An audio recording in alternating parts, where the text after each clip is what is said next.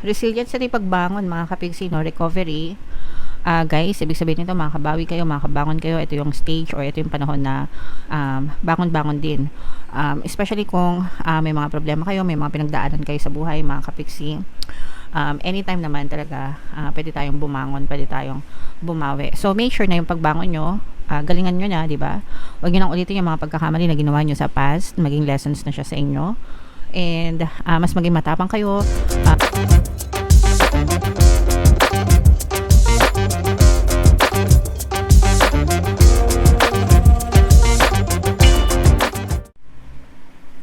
Hello guys, hello Cancer, welcome back to Pinay Pixie Tarot. Ang pamagatang episode natin for tonight is messages from the universe para ngayong June to July para sa Cancer, Sun, Moon, Rising Sign, and Venus.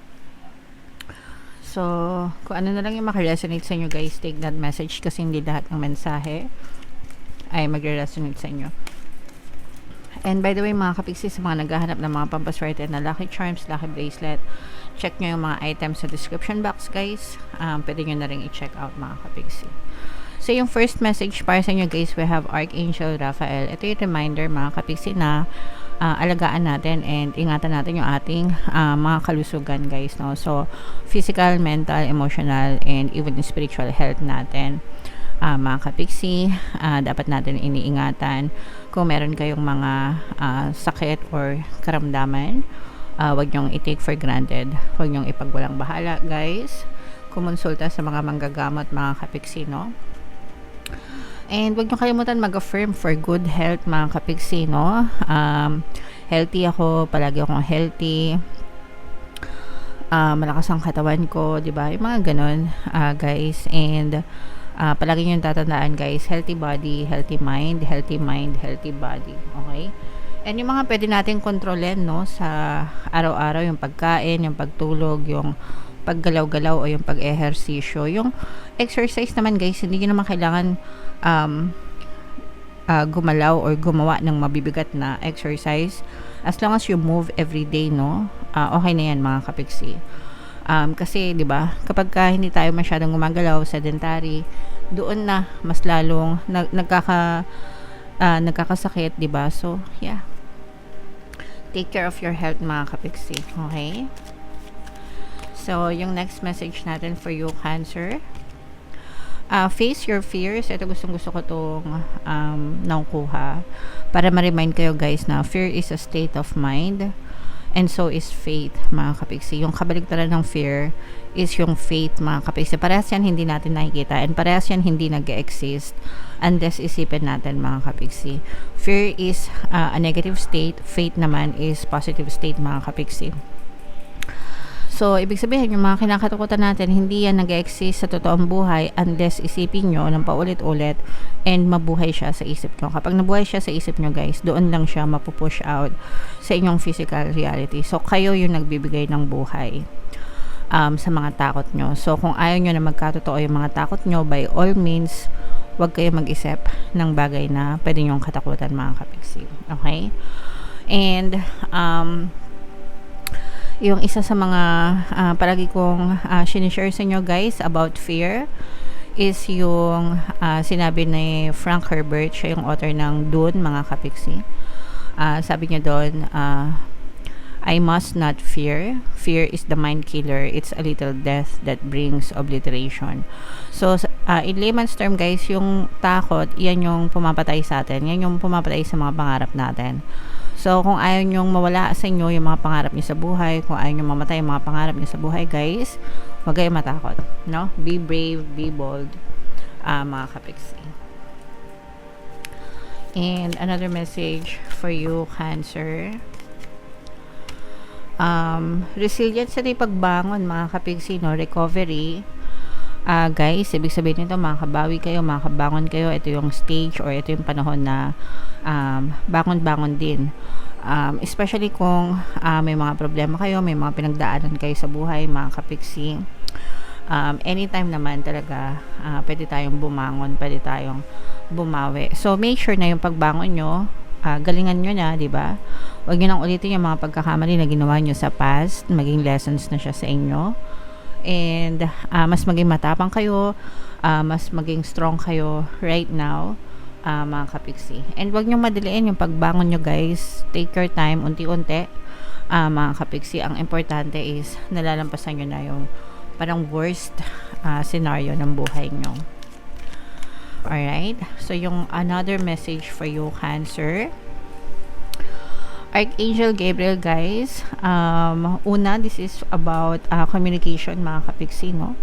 So, maaari maging maganda yung communication department nyo sa kahit anong aspeto, mga kapiksi, sa relasyon sa pag-ibig, relasyon sa trabaho, relasyon sa negosyo, guys. Anybody, guys, sa quantum bubble mo, nagiging ma-okay yung communication mo sa mga tao sa paligid mo, mga kapiksi. And for some of you naman, kung meron kayong mga creative side, guys, no? Yung mga mahilig sa creative arts, ganyan. So, kung meron kayong mga talento sa mga ganun, guys, yung mga skills nyo, i-develop nyo siya, mga kapiksi, kasi maaring makatulong din yan sa inyong pag-unlad at pag-asenso. And sometimes yung mga creative skills natin, guys, no, nakakatulong din yan sa ibang tao, diba, nakakapagbigay din yan ng pag-asa.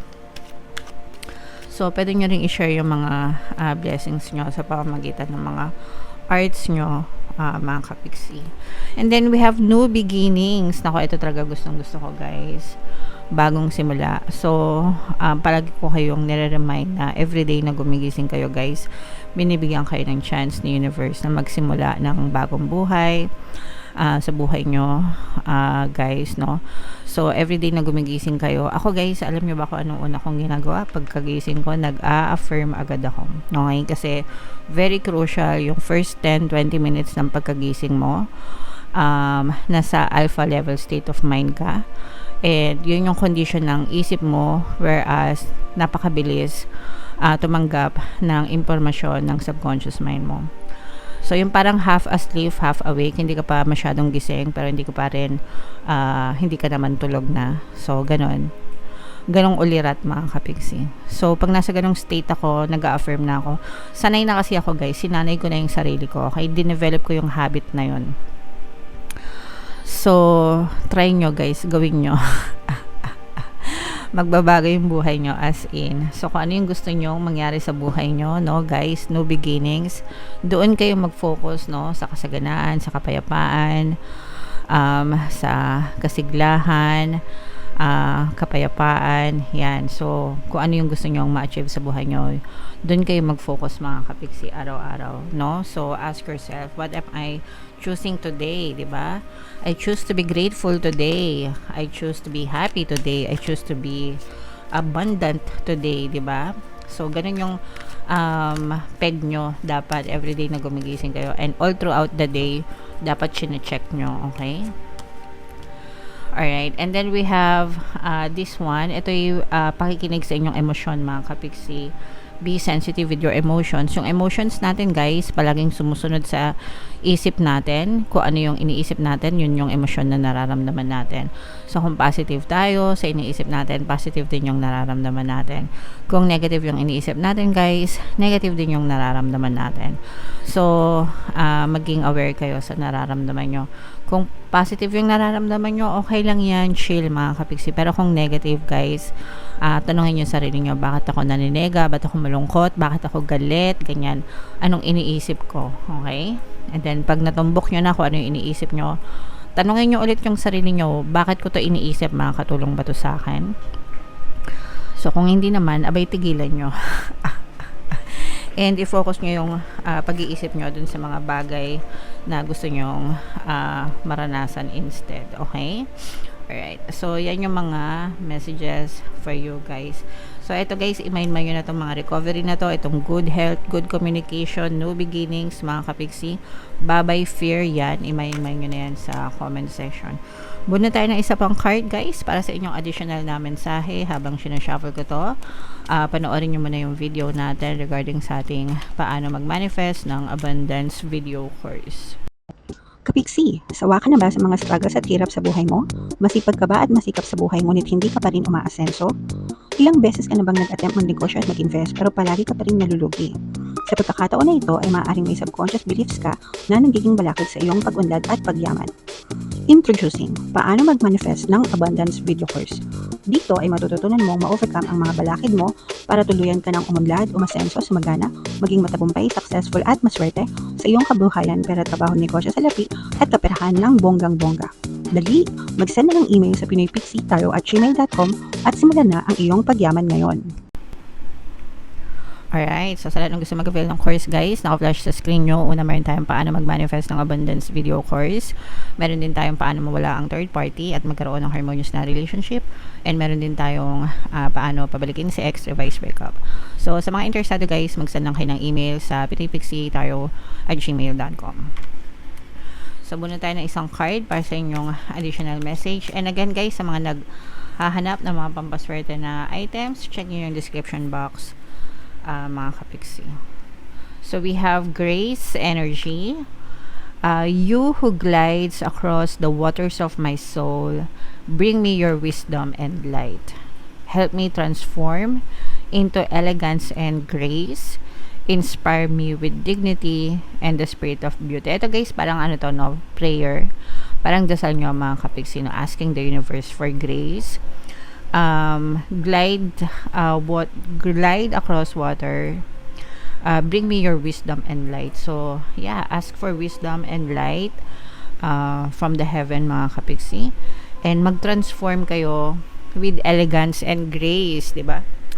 So swabe lang, peaceful lang mga kapiksi, and always try to look at the beautiful side of things, no? Yung mga magagandang side ng buhay. Doon tayo mag-focus, go with the flow mga kapiksi. Huwag tayo masyadong exage sa kanigahan, huwag tayo masyadong exage sa kaimuhan, huwag tayo masyadong exage sa mga reklamo sa buhay guys.